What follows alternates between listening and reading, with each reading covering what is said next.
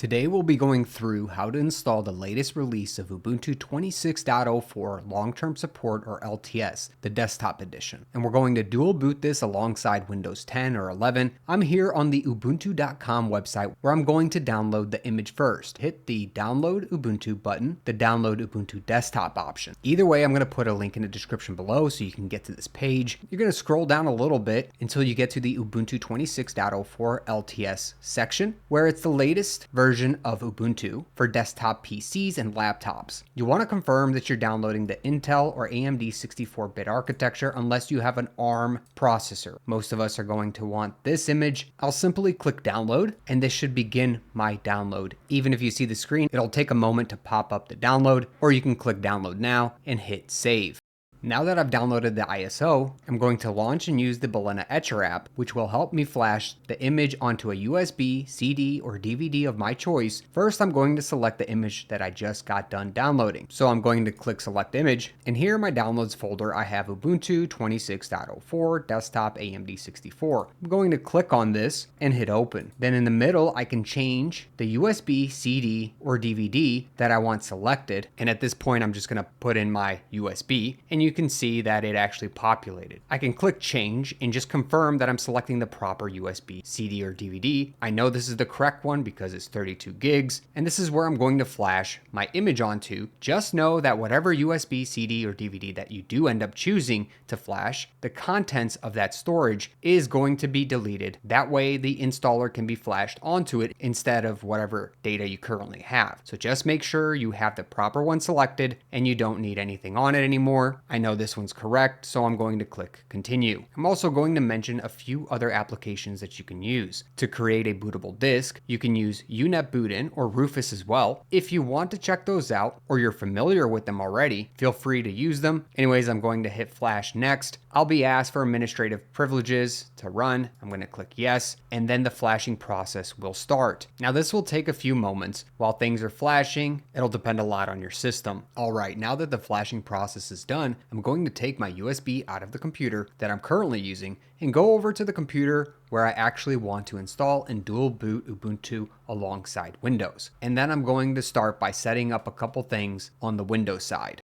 And once I'm logged into the Windows computer where I'm going to install Ubuntu alongside, I'm going to look for disk management. The simplest way to get to this is right click on your start menu. You'll get a menu and you'll see disk management. You can also search for disk management on your system. Either way, you should see something like this. This tool will help edit our partitions on the Windows computer so that we can have room to install Ubuntu. Notice right here, I have a 100 megabyte EFI partition at the front of this. This helps you boot into your system. Do not touch this and don't touch your recovery partition. Otherwise, you can lose the ability to boot or recover Windows. All I'm going to be messing with is the Windows C partition here in the middle, which is the root file partition. So mine's called C. You might also have multiple disks, so make absolutely sure that you have the proper one selected that you're working with, and you only want to make edits to the one where you want Ubuntu 26.04. I only have this one, so I really can't mess this up. It has around 256 gigs, which is correct for the space overall. So what I'll do is select this root file partition, and I'm going to right click and hit shrink. It'll take a moment, and I'm going to select about half the space, and this says in megabytes, in order to shrink. At the very least, you're going to need 32 gigs of space for Ubuntu to install on. Anything under that, it'll probably fail to install. Again, I want to do around 128 gigs, so I'm going to do 128000. That should give me about half the space for Ubuntu and half the space kept to Windows. Okay, I'm going to click shrink now, and now I can see Windows has around 128 gigs, and then I have 125 gigs of unallocated space. So no worries here, everything looks good. And now we're going to handle this on the Ubuntu installer side of things. I'll go ahead and exit out of here and tell you to always back up your data. If you currently have data on your Windows computer and you want to keep it safe, back that data up just in case something goes wrong with the installation and you can't boot anymore. It's always better to be safe. So there's really two ways to get into that bootable disk that you just got done creating. One way is if you hit the start menu and you type in boot, you should see something called change advanced startup options. You'll want to click on this. This will actually allow you, if you go over to the advanced startup and hit restart now, to restart your device and then be able to choose an entirely different device to boot off of, like that USB, CD, or DVD, which you just got done flashing. This is very convenient because you can then directly boot onto the USB, CD, or DVD where that installer is. Otherwise, you can simply shut down your system and work on getting BIOS. And on my computer, when it's first loading up, it's going to ask whether I want to boot into BIOS. The key for my BIOS is F2 or the delete key. Yours might be something different. In order to get into BIOS, make sure to look it up for your particular motherboard or computer. So since mine is a newer UEFI based BIOS, yours might be different, but I can use the mouse in mine, making it a little more convenient.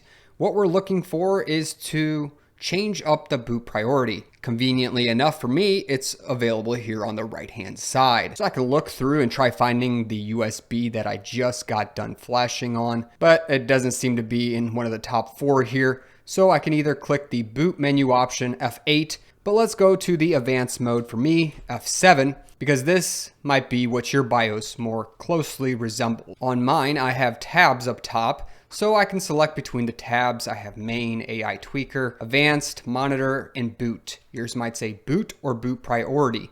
Make sure to find this in your BIOS and then go down. You want to select your boot option number 1 to be the storage disk, either USB, CD, or DVD, that you just got done flashing. So I know mine's a 32 gigabyte USB. So if I look through the list, I should be able to find something that resembles that USB. And here it is right here, my verbatim store and go 1100. It's got about 32 gigs. I know this is the correct one, so I'm going to select storage disk. If you have multiple, avoid selecting the partitions, select the entire disk. So this one's the entire disk. I noticed that by seeing no mention of partitions. Anyways, I'm going to press enter on this, and this should be enough to allow us to boot into our live environment or installer. I'll make one more mention here in BIOS. If you are trying to install Linux, you'll want to make sure that you have your secure boot settings disabled or set to another OS besides Windows, or else your system will keep trying to boot into Windows, regardless of what you have put into your computer. Also, if you can find fast boot on your computer, you might want to disable that one as well if you're having trouble booting into your Linux environment. Alright, and if you made it this far, make sure to smash that like button for me and subscribe below. And if you're not sure that you're ready for Linux quite yet, you can check out readyforlinux.com, where you can take a quiz and get a recommendation based on your app, game, and hardware requirements. This is great for newcomers to Linux. Check it out today. Anyways, back to our install process. You're ready to officially install Ubuntu alongside Windows. There's a few options for you here. You might have actually passed this up, as the default option is to try and install now. If you're having issues loading, you might want to go down and try the Ubuntu Safe Graphics options. This is for NVIDIA graphics card users, but most of the time now you can just go with try or install Ubuntu, the first option, and press enter. Give it a moment while the system loads up. And once the system loads up, you're going to be welcomed by the installer for Ubuntu. If for some reason it did not run and you're on the desktop instead, you'll notice an icon at the bottom that says Install Ubuntu 26.04. You can click that, or this other icon at the top left. Either one will launch your installer. First, you're going to choose your language. English for me is fine, so I'm just going to hit next. Here we're asked about any accessibility options that we want to customize for our needs. If you are hard of hearing or seeing, so on and so forth, you can actually select different types of options to be turned on. Make sure to go through these and select anything that you may need. Then hit next. Here we get to select our keyboard layout. Make sure that you have the proper one set. The default English US is fine for me.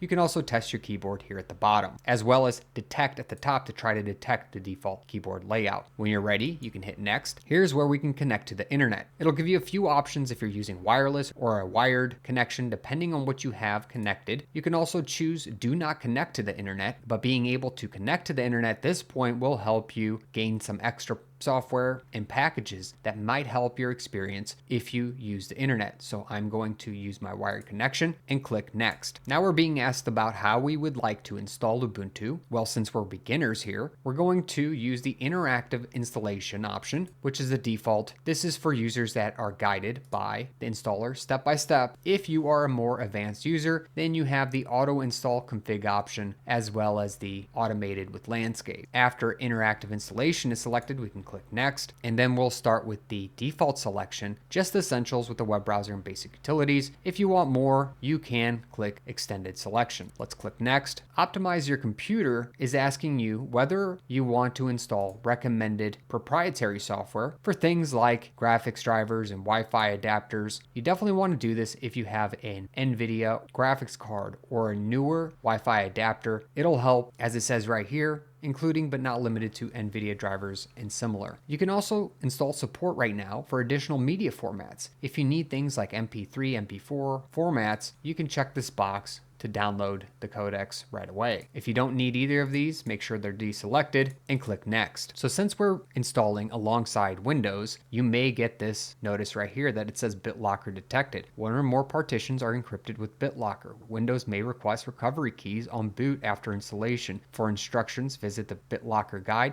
You'll definitely want to check the guide out if you have this message, as Ubuntu might want your keys in order to access it when it notices changes in the boot partition. Anyways, this gives us options on how to install Ubuntu. For most people, install Ubuntu alongside Windows Boot Manager is good enough, but I'll show you the manual installation method with partitioning. That way you can have a custom setup. So I'm going down to manual installation and hitting next. We just want to make sure that we're installing Ubuntu in the correct place, and Windows can make this quite complicated. Sometimes it's just easier to go in here and create and size things ourselves. So this screen now shows us what's all available when it comes to devices on our computer. On our computer and system, you'll notice that we have SDA. You can think of this as the entire storage disk. So all the partitions exist and belong to SDA. Then underneath it, you'll notice SDA 1, 2, 3, 4, and so on and so forth, which are all different partitions that belong to SDA. You'll notice free space somewhere in there, and that's the free space we actually made on Windows.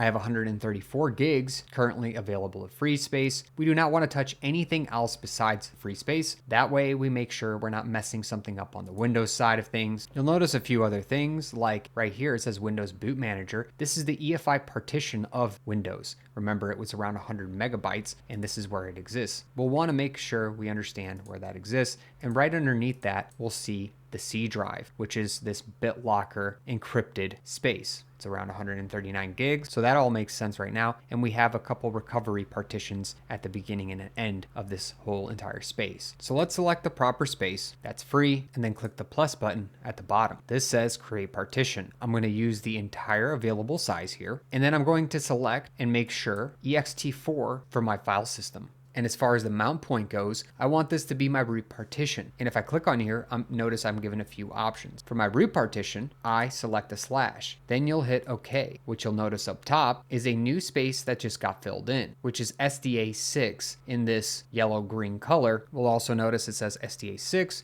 ext4 root partition here, 134 gigs for me. Yours is going to be different. Now, one of the most important steps is down below. We need to select a device in the bootloader installation dropdown. If you click on it, you may notice multiple options. We want to make sure that we have the proper disk selected. I have the one option. It says SDA, and that's what's currently selected. That's the disk I'm working on. You may have more disks because your computer has multiple drives. Just make sure the disk you're working with and partitioning on is the disk that's selected down here. Sometimes it'll also say SDA1 or a letter number combination where it's associated to the Windows Boot Manager, and you may have to select where the current bootloader is. Anyways, Ubuntu is usually smart enough to recognize where things are located by just selecting the overall disk like SDA. So what this will do is add both Windows and Ubuntu side by side on something called Grub, so you can select between whatever system you want to boot into and run. If you have everything set up at this point, you can hit the next button. So here you're being asked for a name for the computer, your username, password, so on and so forth. I'll fill this in, put Savvy Nick. I call the computer Savvy Nick. This is what other devices on the network will see you as well. So type something in and then put in a password for yourself and confirm that password. And once this is all filled in, you can click next. Now you can select whatever time zone you're currently located in. So I'm just going to select mine and hit next. This is a review of the choices. Notice it says right here, you may lose all your data without BitLocker recovery keys. Make sure you have your recovery keys. One or more partitions are encrypted with BitLocker. Windows may request recovery keys on boot after installation. For instructions, visit the BootLocker guide. Then below, it says what exactly is happening. Notice it's a manual installation. There's a basic data partition, the Windows Boot Manager, Microsoft Reserve partition, another basic partition, Ubuntu 26.04 now, and this is a review of everything that we've chosen so far. Anyways, we can hit install, and at this point, we are actually installing Ubuntu on our system. This could take anywhere between 10 minutes to an hour. Take your time, wait it out, let Ubuntu do its thing. After it's done, we'll be ready to load into our newly installed Ubuntu system and check out Windows as well. If you're eager to see what's going on in the background, you can click the little command prompt down below, which will tell you what exactly is going on. You can deselect it to go back, but I do want to mention, if you want Ubuntu or other Linux operating systems installed on a laptop that works right out of the box, check out starlabs.systems/savvy3, where you can get an extra 3% off these amazing laptops. I personally use one as it's Linux first with no compromises. Also, I'm using Ubuntu on it as it did come pre-installed with Ubuntu, or you can choose different Linux distributions. It's a wonderful premium build, especially for a workstation. It also comes with something called Core Boot, which is an open source boot firmware, ideal for people who care about open code, privacy, and performance. Anyways, you can get your new Linux first workstation today at starlabs.systems/savvy3. You can also use code savvy3 at the checkout for an extra 3% off. Okay, and after the installation process is complete, you'll be able to click the Restart Now button. This will take you to another screen where it will ask you to please remove the installation medium, in which at that point you can remove your USB, CD, or DVD that you're using to install Ubuntu, and after that press enter. So let's go do that. And if for some reason you missed this dialog, no big deal, shut down your computer, remove your installation media first, start the computer up again. Okay, so when the system loads up, if you get this grub menu, now be careful, it might time out. You just have to press like an arrow key in order for it to stop timing. You'll notice a few options, including Ubuntu and Windows Boot Manager. Congratulations if you've successfully set things up. Let's make sure that the Windows side of things is still working. So we'll want to use our arrow keys to go to the bottom here where it says Windows Boot Manager and press enter. If for some reason things keep loading directly into Windows, you'll want to disable Secure Boot. And some of you might also have to disable CSM in your BIOS in order to disable Secure Boot. And look at that, things loaded right in and seem to be working correctly so far. Fantastic, everything loaded up properly. Now I'm going to try to go to the Ubuntu side of things. It's pretty simple. I'm just going to restart the computer, and after the restart, I should get that same menu that I got earlier. But this time, instead of choosing Windows Boot Manager, I'm going with Ubuntu. You might be asked to log in with your user. If you had that checkbox set, that would mean you just have to put in the username and password that you created during the install process. You also might be welcomed by an onboarding process. You can either go through that, but everything should have been set up from the installer, so I usually just exit out. I'll mention a few things and we can get to some essential applications. If you're on a laptop and want to use hibernation or relieve a little stress off your memory, you'll want to more than likely create a swap file. I do have a link in the description below so you can do this. And most modern operating systems use swap files now instead of swap partitions, as they're much easier to manage. On the left hand side we have the App Center, which you can click. Once this loads up, you can search for many applications, as this is the default software manager on Ubuntu. One thing I would suggest is searching for VLC. VLC is a media player, and to install it you just click install, type your password in for your user, and hit authenticate. VLC is a great versatile multimedia player that can pretty much handle any audio or video format or codec, so it's great. And on another note, if you want to start using Ubuntu effectively, you'll probably need a free and open source image editing tool. So this is where I would install GIMP. I highly suggest this. If you search for GIMP, it's the GNU image manipulation tool. It's a very good alternative to Photoshop. You can install that. And if you're looking for a great office suite, you can install LibreOffice. It's very powerful. Here's the image. Again, click install. Another thing I would mention, if you want to play games, simply search for Steam and install this as well. Most people who want to play are going to use Steam on Linux. And that's about it. Awesome job if you were able to successfully dual boot Windows and Ubuntu 26.04. It's quite exciting to start using them both on one computer. If you have any questions, comments, or suggestions, please make sure to post them in the comment section below. Make sure to subscribe for future videos and check out my checklist, cheat sheet, and mind map, all available at savvynick.com. I'll catch you in another video. Thanks for watching.